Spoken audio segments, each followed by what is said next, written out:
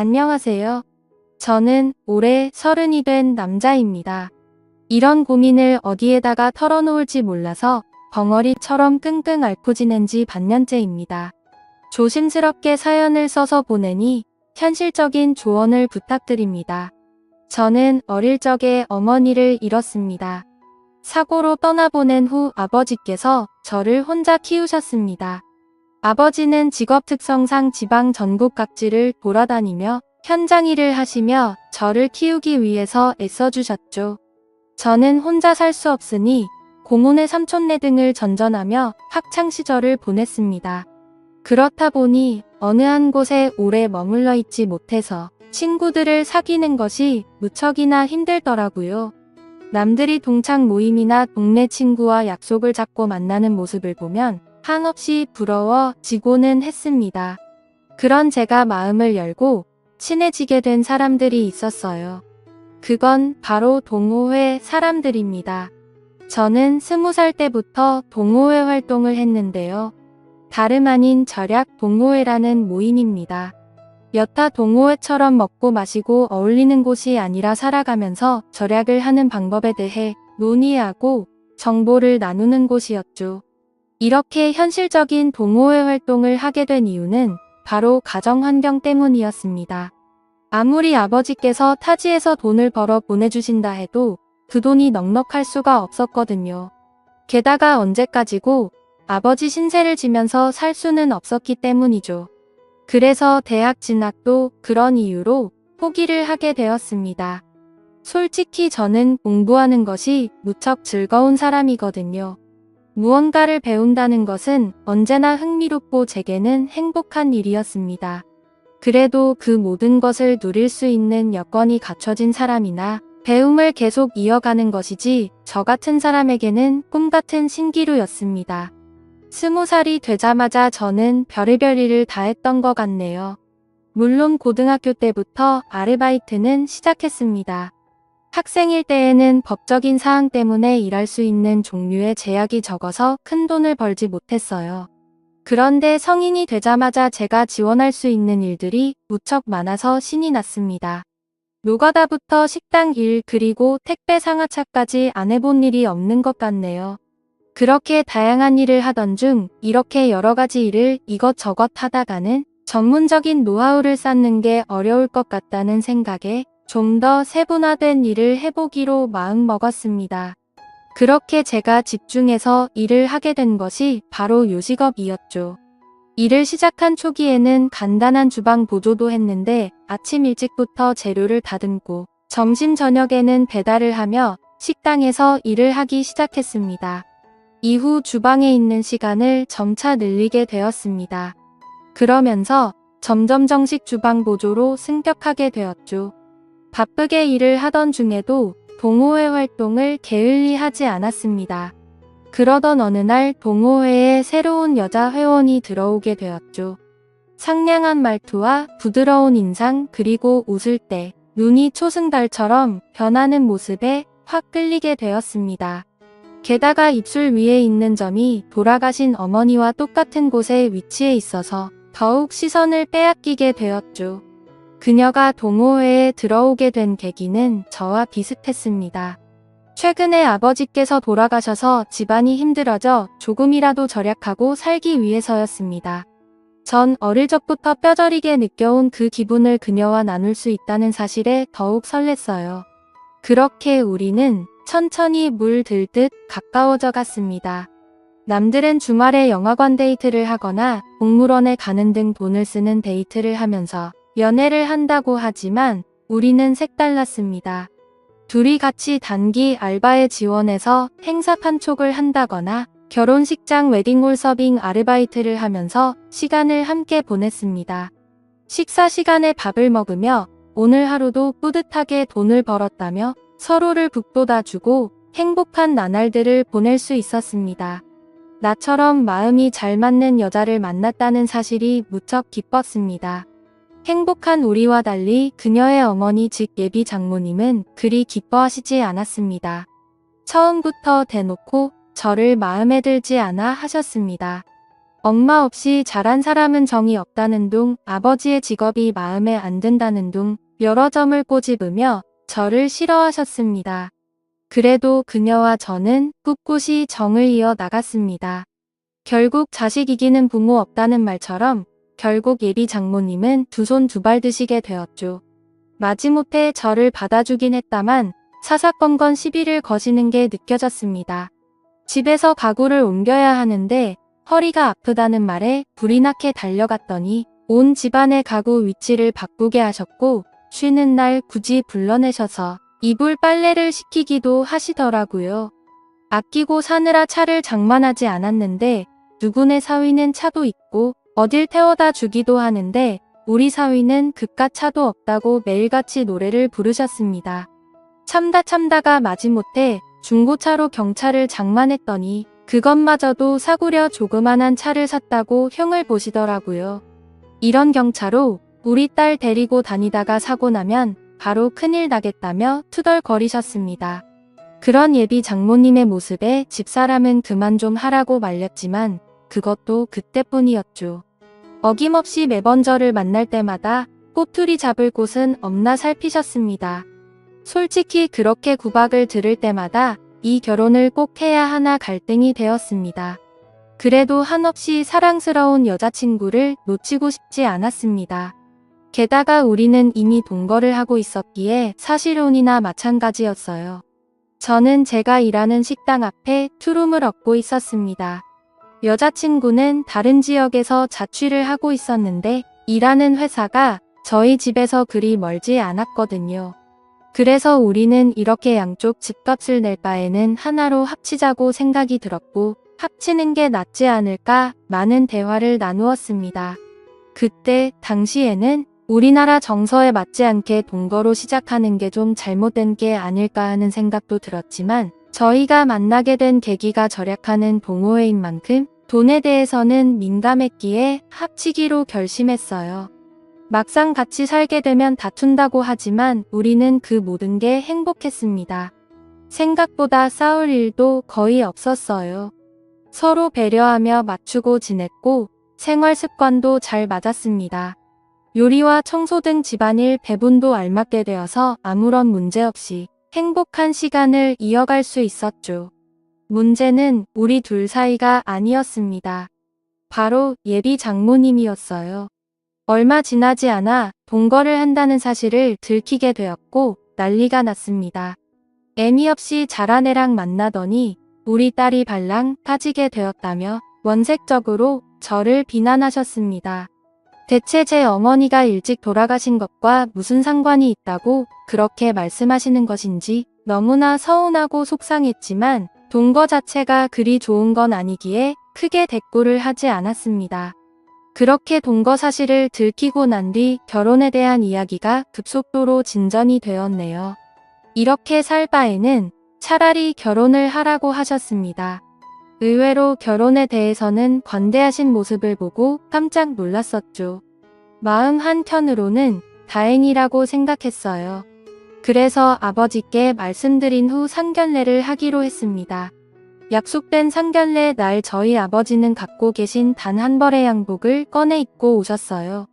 비록 많이 낡고 유행에 뒤처지는 옷이었지만 깔끔해서 괜찮다고 생각했습니다. 그런데 그 모습도 예비 장모님은 마음에 들지 않으셨나 봐요.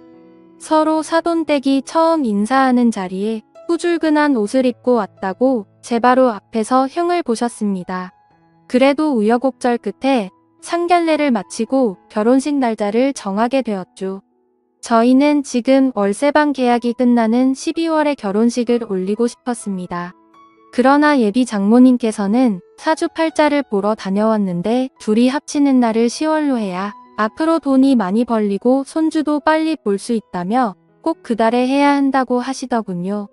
저는 그런 것을 믿지 않았지만 여자친구는 자기의 엄마 성격에 절대 굽히지 않을 거고 10월로 밀어붙일 게 뻔하니 그냥 그렇게 하자고 하더라고요. 한숨이 절로 나왔지만 어쩔 수 없었습니다. 그래서 집주인에게 10월에 방을 뺀다고 말했죠. 그러자 계약보다 2달이나 먼저 빼는 건 안 된다고 예정대로 12월까지 월세를 내야 된다고 하더라고요. 한두 푼도 아니고 2달치 월세가 그냥 꽁으로 나갈 생각을 하자 속이 쓰렸습니다. 제 마음 같아선 그 집에서 2달을 더 살고 나가고 싶었지만 장모님은 그것도 허락하지 않았어요. 결혼하게 된다면 장모님 댁 근처에서 거주해야 한다고 본인이 봐둔 아파트로 전세를 계약하라고 말씀하셨습니다. 신혼부부 대출을 이용해서 전세하면 그리 무리 없을 거라며 막무가내였어요. 그 어떤 것도 제 스스로 결정할 수 있는 게 아무것도 없으니 점점 화가 나더군요. 그래도 끝까지 꾹 눌러서 참았습니다. 마음에 안 드는 사위를 드리는 장모님의 마음도 이해하자 싶었거든요. 아버지도 그냥 그쪽 집에 따르라고 하시더군요. 솔직히 양쪽 다 한부모 가정인데 왜 이렇게 우리 집만 눈치를 봐야 하는 건지 모르겠다는 생각도 들었습니다. 단순히 저희 어머니께서 돌아가신 지가 더 오래되었다는 이유로 그런 건지 답답해 미칠 것 같았습니다. 어쨌든 10월에 결혼식을 올리기 위해 예식장을 알아보기 시작했습니다. 식장은 저희가 마음에 드는 곳으로 하라고 하셔서 이리저리 알아본 결과 일정이 빠듯해서 몇 군데 없더라고요. 그중 식사가 제일 맛있게 나오는 웨딩홀로 예약을 했습니다. 그렇게 결혼 당일 많은 분들이 오셔서 축하해 주셨어요. 아버지도 드디어 제가 장가를 가게 되자 모든 짐을 내려놓을 수 있게 되었다는 표정으로 행복해 하셨습니다. 그런 아버지의 표정을 보니 저도 모르게 눈물이 찔끔 나왔었죠. 한평생 저를 키우기 위해서 고생하신 아버지의 투박한 손이 보였습니다. 그렇게 나름 감동적인 식을 마친 후 인사를 드리러 다니는데 장모님의 표정이 별로 좋지 않더군요. 무슨 일이 있었나 집사람이 여쭤보니 친척 중 한 명이 교통 불편한 곳에 식장을 잡았다고 흉을 봤다고 하더군요. 내 의견을 묻지도 않고 너네 멋대로 식장을 잡아서 내가 욕을 먹게 됐잖니. 망신도 이런 개망신이 따로 없어. 즐거워야 할 잔칫날 아주 제대로 기분을 잡쳐버렸다. 이래서 내가 애미 없는 놈을 사위로 들이기 싫었던 거야. 경험가 없어. 가정교육을 못 받아서 그래. 대체 이게 식장 하나로 들을 욕인지 저는 지금도 이해가 가지 않습니다. 게다가 저희 보고 알아서 잡으라고 말씀하셔놓고 이제 와서 의견을 묻지 않았다고 화를 내시는데 몰아버릴 지경이었죠. 제 표정이 심상치 않자 집사람은 저를 달래기 바빴습니다. 우리 엄마 입이 워낙 좀 거칠어서 자기가 좀 이해해줘. 저래도 심성이 나쁘거나 자기 미워하는 건 아니야. 다 우리 걱정돼서 하시는 말씀이야. 전 정말 오롯이 아내 하나를 보고 하는 결혼인데 시작부터 너무 힘들었습니다. 내가 잘해드리면 점점 나아지겠지라고 스스로를 세뇌하고 다짐했습니다. 그렇게 악몽 같은 신혼생활이 시작되었죠. 장모님의 성화에 모시겨 계약한 아파트는 생각보다 마음에 들었습니다. 지어진 지 조금 오래된 곳이었지만 방이 무려 3개나 되어서 행복했습니다. 제일 큰 방은 안방, 작은 방 하나는 서재처럼 쓰고 또 하나는 미래의 아기방으로 쓰면 되겠지 싶었습니다. 그렇게 행복한 꿈에 젖어서 인테리어를 하나하나 꾸며 나가던 중 황당한 일이 벌어졌습니다. 퇴근하고 온이 난감해하는 집사람 옆에 장모님이 앉아 계시는 것입니다. 장모님, 어쩐 일이세요? 연락도 없이 아무 생각 없이 건넨 말에 장모님은 팍 쏘아붙이며 화를 내셨어요. 내가 내 딸 집에 오는 건데 굳이 연락을 하고 와야 되니? 제가 낸 돈으로 장만한 집인데 딸 집이라고 하시니 조금 무안했지만 우리 부부의 집이니 그 말도 아예 틀린 건 아니라 가만히 있었습니다. 그런데 제 눈에 띈 다른 점이 있었습니다. 아기방으로 꾸미려고 텅 비워놓은 3번째 방에 이불 보따리와 캐리어 3개가 들어가 있는 겁니다. 대체 이게 뭐냐고 황당해하며 물으니 믿을 수 없는 대답이 돌아왔습니다. 오늘부터 내 방으로 쓸 거야. 내가 순간 잘못 들었나 싶어서 아내를 쳐다보니 집사람은 아무 말도 하지 못하고 땅만 바라보고 있더군요. 너네 곧 애 낳을 건데 대체 누가 돌볼 거야? 내 딸 고생하는 모습 보니 차라리 내가 도와주려고 하네. 그래서 미리 들어와 있는 건데 자넨 그게 싫은가? 내가 싫은 건가? 아니면 내가 우리 딸 돌봐주는 게 싫은 건가? 둘 중 어느 것이라고 해도 자네가 너무 이기적인 건 아닌가? 애 낳고 몸고생하는 내 딸에게 자네가 뭘 해줄 수 있다고 그렇게 유세야? 대체 무슨 논리인지 이해도 가지 않았지만 장모님의 우김을 아무도 말릴 수 없었습니다. 벌써 장모님 댁은 부동산에 내놓았다는 말에 입이 떡 벌어졌지만 그렇다고 밖으로 내쫓을 수도 없어서 반강제적으로 셋이 함께 살게 되었습니다. 그렇게 지옥 같은 날들이 시작되었던 거죠. 아침 일찍 일어나지 않으면 그렇게 게을러서 우리 딸을 어떻게 먹여 살릴 거냐고 구박하셨고, 샤워하는 동안 물을 세게 틀어놨다고, 땅 파서 돈이 나오냐고, 낭비가 심하다고 화를 내셨습니다. 장모님은 그냥 내가 숨을 쉬는 것 자체도 불만이지 않으실까? 이야기를 하니 집사람은 웃으며 그건 말도 안 된다고 하더군요. 나는 속이 썩어 들어가는데 집사람은 그냥 엄마가 까칠하다고만 넘겨버리니 저만 이상한 놈 되는 것 같았습니다. 그런데 문제는 그뿐만이 아니었어요. 장모님이 자꾸 우리를 엿보는 것 같았습니다. 정확히 말하자면 우리가 아닌 저를 말입니다. 처음엔 자의식 과잉인가 싶었지만 날이 갈수록 점점 뚜렷해지고 심해지는 모습에 식은 땀이 절로 흘러나오더군요. 집사람에게 은근슬쩍 이야기를 해봤지만 말도 안 되는 헛소리 하지 말라고 마구 웃더군요. 전 진지하게 정말 장모님이 날 자꾸 엿보신다고 하니 자기 엄마를 이상한 사람으로 만든다고 오히려 저에게 화를 내기 시작했습니다. 그렇게 우리 엄마랑 사는 게 싫으면 차라리 나가시라고 하면 되지. 왜 그런 식으로 거짓말을 하냐고 하는데 정말 미치고 팔짝 뛰겠더라고요. 처음엔 별일이 아니었습니다. 퇴근 후 옷을 갈아입으려는데 갑자기 안방문이 벌컥 열렸어요. 화들짝 놀라서 몸을 가리니 장모님이 대수롭지 않은 듯 빨래 갖다 놓으러 들어왔다고 하셨죠. 볼 것도 없는데 뭘 가리냐고 하셔서 멋쩍게 넘겼지만 그날 이후로 매일같이 제가 옷을 갈아입는 그 시간에 빨래를 갖다 놓으러 들어오셨습니다.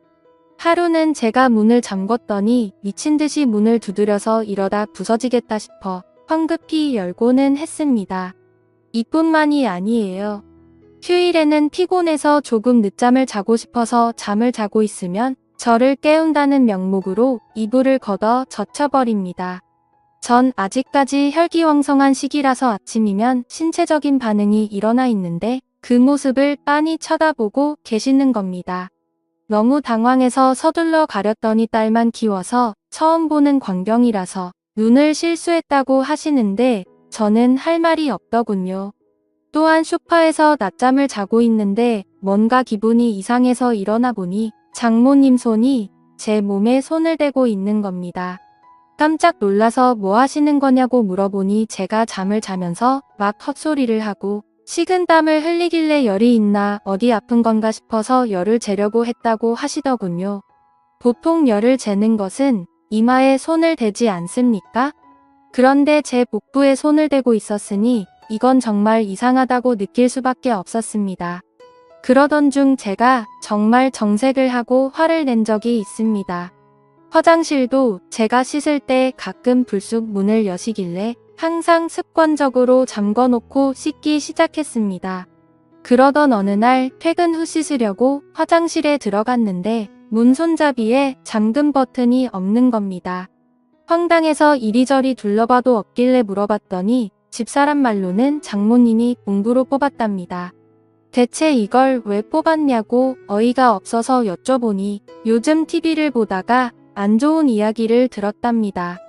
연예인들이 가끔 우울증이 오면 그렇게들 화장실에서 안 좋은 선택을 한다며 잠겨 있으면 구조하기 힘들어서 골든타임을 놓친다고 그걸 방지하기 위해서 화장실은 잠금 장치가 있으면 안 된다고 하더군요.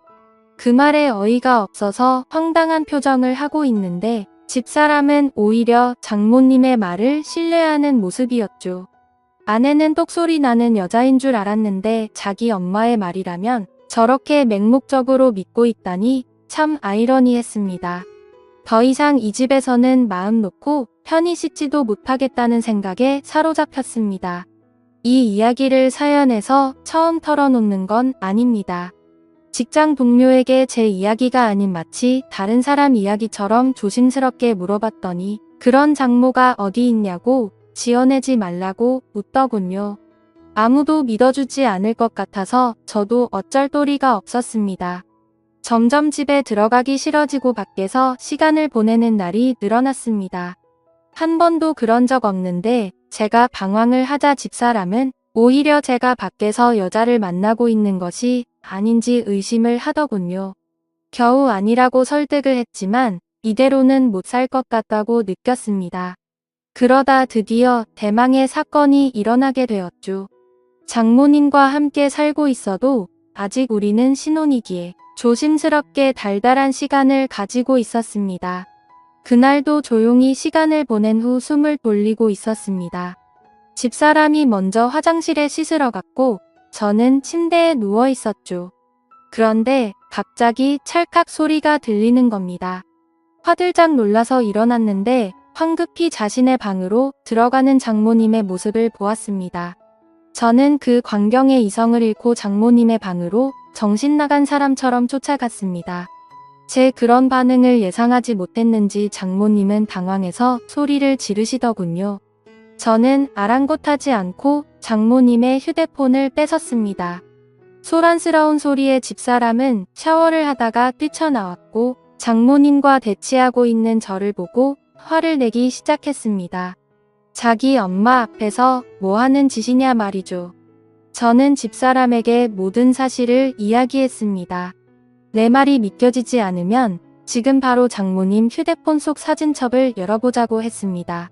비밀번호로 잠겨 있어서 확인할 수 없으니 지금 눈앞에서 비밀번호를 부르라고 했죠. 집사람도 처음엔 믿지 않았지만 제가 이토록 화를 내는 건 처음 보았기에 그렇게 하자고 장모님을 설득했습니다. 그런데 장모님은 입을 꼭 다물고 이야기를 하지 않으셨습니다. 자신은 억울할 뿐만 아니라 핸드폰을 보여줄 의무가 없다며 우기는 장모님의 모습에 집사람은 제발 알려달라고 애원했습니다. 안 그러면 평생 엄마를 안 볼 거라고 화를 내는 집사람의 모습에 장모님은 할 수 없이 비밀번호를 말했습니다. 핸드폰을 열자마자 사진첩에 등장한 사진은 제 예상대로였습니다. 장모님의 휴대폰 사진첩 속 사진에는 방금 전까지 누워있는 제가 적나라하게 찍혀 있었죠.